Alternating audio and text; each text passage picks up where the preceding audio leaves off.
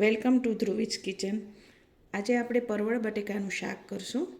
પરવળ બટેકાનું શાક કરવા માટે મેં 250 ગ્રામ પરવળ લીધા છે અને એક મીડિયમ સાઇઝનું બટેકું લીધું છે. પરવળના શાક માટે મેં આવી રીતના પરવળ કાઢેલા છે. પરવળમાં જો બી થોડાક હાર્ડ હોય તો એને કાઢી નાખવાના, બાકી સોફ્ટ હોય તો મેં રહેવા દીધા છે. અને મેં છાલ નથી કાઢી, છાલ કાઢીને પણ કરી શકો. તો ચાલો આપણે પરવળ બટેકાનું શાક કરશું.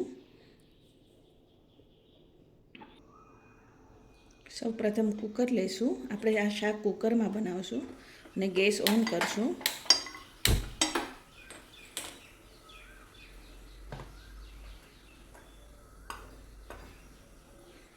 ત્યારબાદ એમાં 3 ચમચા તેલ નાખશું. બધા શાકમાં તેલ થોડુંક આગળ પડતું હોય. તેલને થવા દેશું. તેલ ગરમ થઈ ગયેલું છે. હવે એમાં આપણે 1 ચમચી રાઈ નાખશું.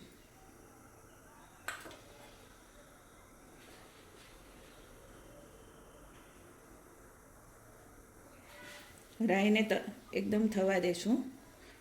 રાઈ ફૂટે ત્યાં સુધી રાહ જોવાની.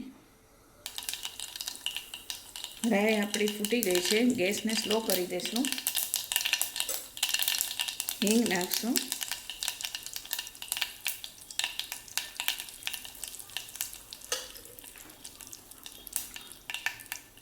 હળદર નાખશું.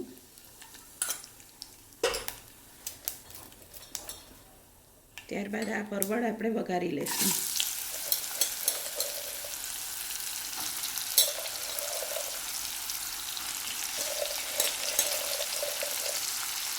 આ રીતના કરશો તો કુકરમાં કરશો પણ શાક એકદમ લોંદા જેવું નહીં થઈ જાય, પાણી પોચું નહીં થાય.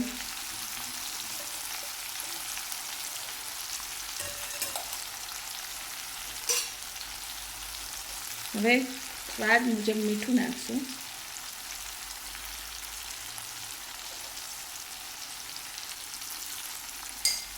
અને સારી રીતે હલાવી લઈશું.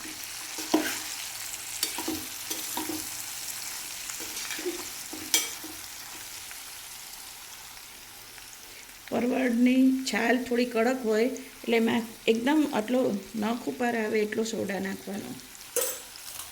અને હવે એને પાછું સારી રીતના હલાવી દઈશું.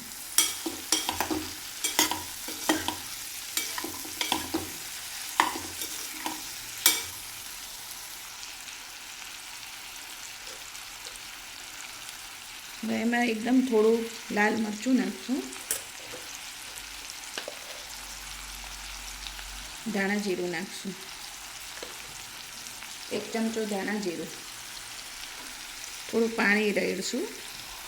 હવે હલાવવાનું નહીં. ધાણા જીરું નાખીને હલાવી નહીં નાખવાનું, બાકી શાક કાળું પડી જાય.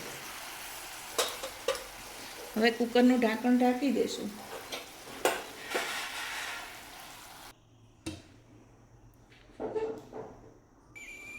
કુકરને ઢાંકણ ઢાંકી દીધું છે. હવે એમાં 1 થી 2 વિસલ કરવાની, પછી ગેસ બંધ કરી દેવાનો.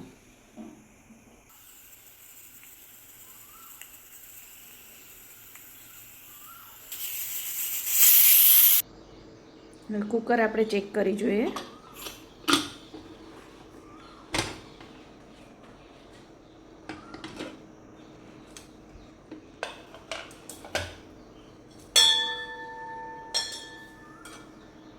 હવે આમાં થોડું પાણી હોય તો એને હલાવ્યા વગર આપણે પહેલાં બાળી નાખશું પાણી. ગેસ ફૂલ જ રાખવાનો.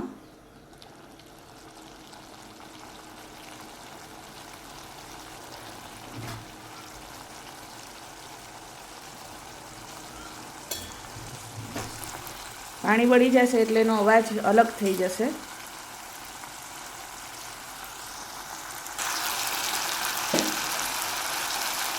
શાકનો અવાજ બદલાઈ ગયો છે અને પાણી પણ લગભગ બળી ગયું છે. આ સ્ટેજ ઉપર આપણે થોડોક ગરમ મસાલો નાખશું.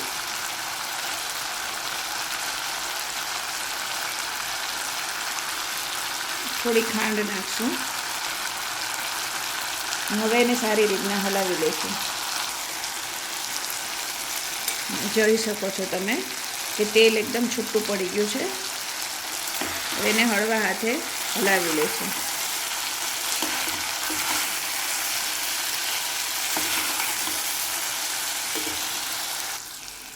આપણું શાક એકદમ તૈયાર છે. આ રીતે શાક તમે જરૂર બનાવજો અને કોમેન્ટમાં લખજો કે તમને આ શાક કેવું લાગ્યું. તમારા ઘરમાં બધાને ભાવશે.